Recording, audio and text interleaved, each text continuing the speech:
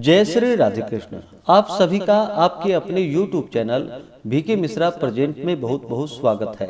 आइए सुनते हैं आंवला नवमी व्रत की कथा।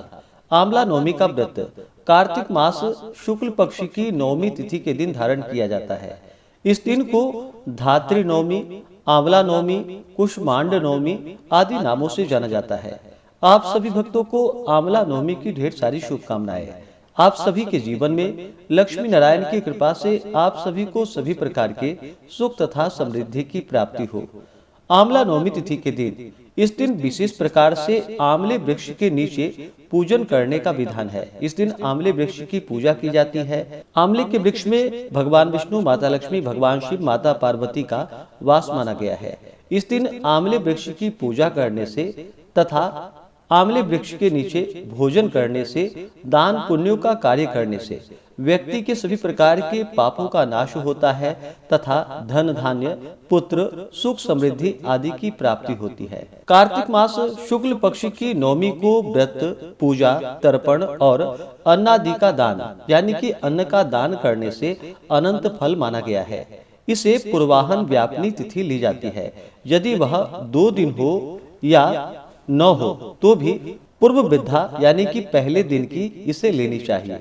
इस दिन किया हुआ दान, पूजा पाठ और भोजन इसका पुण्य अक्षय माना गया है। इस कारण से इसको अक्षय नवमी के नाम से भी जाना जाता है।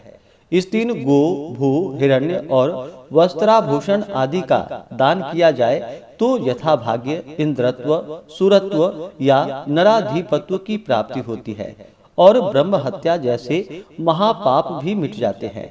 इस दिन आंवले वृक्ष का जो कि गंध, पुष्प, धूप, दीप आदि से पूजन करके पंचोपचार विधि से पूजन करे और फिर दूध की धारा आंवले वृक्ष में गिरानी चाहिए और फिर कच्चा सूता लपेट करके कर्पूर या घृत पूर्ण बत्ती से निराजन करके प्रार्थना करनी चाहिए। इससे सभी प्रकार के मनोरथ की सिद्धि होती है।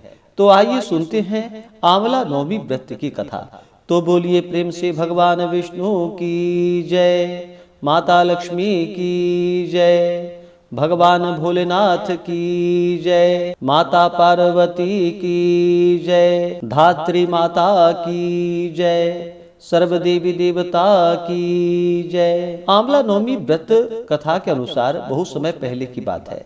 एक राजा था। उस राजा का यह प्रण था कि वह रोज 1.25 मन आंवला दान करके ही खाना खाता था। इसके बाद उसका नाम आंवल्या राजा ही पड़ गया। एक दिन उसके बेटे बहू ने सोचा कि राजा इतने सारे आंवले रोजाना दान करते हैं, इस प्रकार तो एक दिन सारा खजाना ही खाली हो जाएगा। इसलिए बेटे ने राजा से कहा कि उन्हें इस तरह दान करना बंद कर देनी चाहिए। बेटा की बात को सुनकर राजा को बहुत दुख हुआ और राजा रानी महल छोड़कर बियाबान जंगल में जाकर बैठ गए। जब भूखे प्यासे 7 दिन हो गए तब भगवान ने सोचा कि यदि मैंने इसका प्रण नहीं रखा और इसका सत नहीं रखा तो विश्वास चला जाएगा। इसलिए भगवान ने जंगल में ही महल, राज्य और बाग बगीचे सब बनवा दिए और ढेर सारे आंवले के पेड़ भी लगा दिए। सुबह राजा रानी उठे तो देखा कि जंगल में उनके राज्य से भी 2 गुना राज्य बसा हुआ है। राजा रानी से कहने लगे, रानी देखो, सत मत छोड़ो, सुरमा सत छोड़िया पत जाए, सत की छोड़ी लक्ष्मी फेरे मिलेगी आए। आओ नहा धोकर के आंवला दान करे और भोजन करे। राजा रानी ने आंवले दान करके खाना खाया और खुशी खुशी जंगल में रहने लगे। उधर आंवला देवता का अपमान करने व माता पिता से बुरा व्यवहार करने के कारण बहू और बेटे के बुरे दिन आ गए। राज्य दुश्मनों ने छीन लिया। दाने दाने को मोहताज हो गए और काम ढूंढते हुए अपने पिताजी के राज्य में जा पहुँचे। उनके हालात इतने बिगड़े हुए थे कि पिता ने उन्हें बिना पहचाने हुए काम पर रख लिया। बेटा बहू सोच भी नहीं सकते थे कि उनके माता पिता इतने बड़े राज्य के मालिक भी हो सकते हैं। सो उन्होंने भी अपने माता पिता को नहीं पहचाना। एक दिन बहू ने सास के बाल गूंथते समय उनकी पीठ पर मस्सा देखा। उसे यह सोचकर रोना आने लगा कि ऐसी मस्सा मेरी सास के भी था। हमने ये सोचकर उन्हें आंवले दान करने से रोका था कि हमारा धन नष्ट हो जाएगा। आज वे लोग न जाने कहाँ होंगे। यह सोचकर बहू को रोना आने लगा और आंसू टपक टपक कर सास की पीठ पर गिरने लगा। रानी ने तुरंत पलटकर देखा और पूछा कि तुम क्यों रो रही हो। उसने बताया कि आपकी पीठ जैसा मस्सा मेरी सास की पीठ पर भी था। हमने उन्हें आंवले दान करने से मना कर दिया था, इसलिए वे घर छोड़कर कहीं चले गए। तब रानी ने भी उन्हें पहचान लिया, फिर सारा हाल पूछा और अपना हाल भी बतलाया। अपने बेटे बहू को समझाया कि दान करने से धन कम नहीं होता बल्कि बढ़ता है। बेटे बहू भी अब सुख से राजा रानी के साथ रहने लगे। हे भगवान, जैसे राजा रानी का सत रखा वैसे सबका सत रखना, कहते सुनते सारे परिवार का सुख रखना। तो बोलिए प्रेम से भगवान विष्णु की जय, माता लक्ष्मी की जय। तो आइए जानते हैं आंवला नवमी के शुभ मुहूर्त के बारे में, जो कि आप सनातन पंचांग के अनुसार और वाराणसी पंचांग के अनुसार जानेंगे।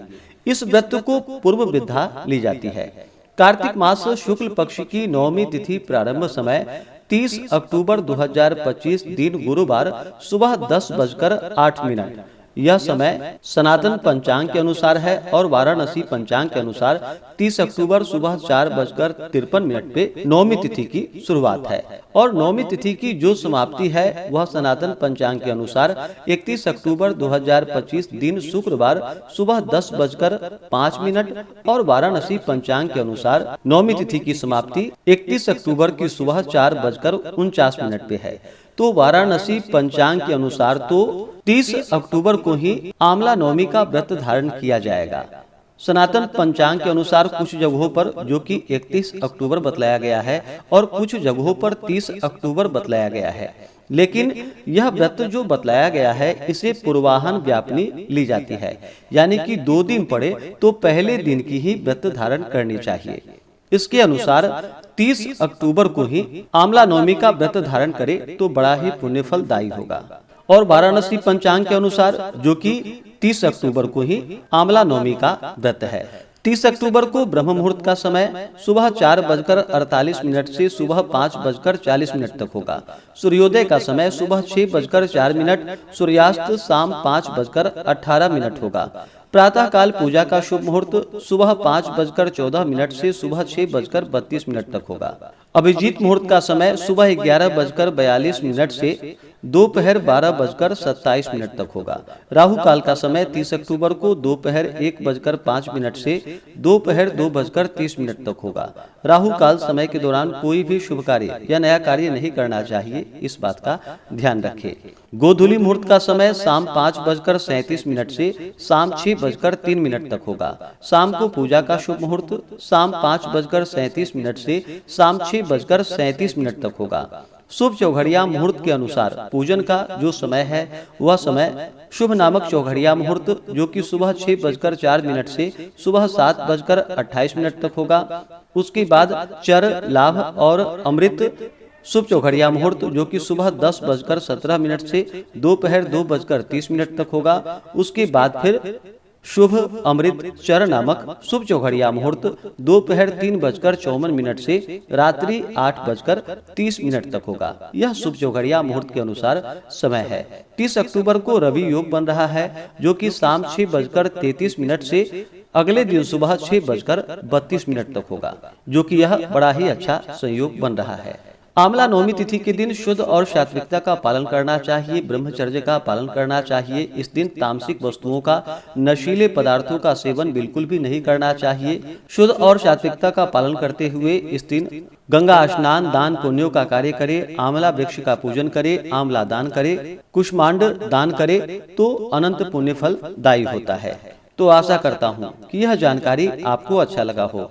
इसी प्रकार से ज्ञानवर्धक जानकारियाँ प्राप्त करते रहने के लिए, व्रत पूजा के बारे में जानने के लिए, कथा को सुनने के लिए चैनल पे अगर आप पहली बार आए हैं तो चैनल को लाल बटन दबा करके सब्सक्राइब करें, साथ में बेल आइकन घंटी को दबाएं ताकि आने वाली वीडियो का नोटिफिकेशन आपको समय से मिलता रहे।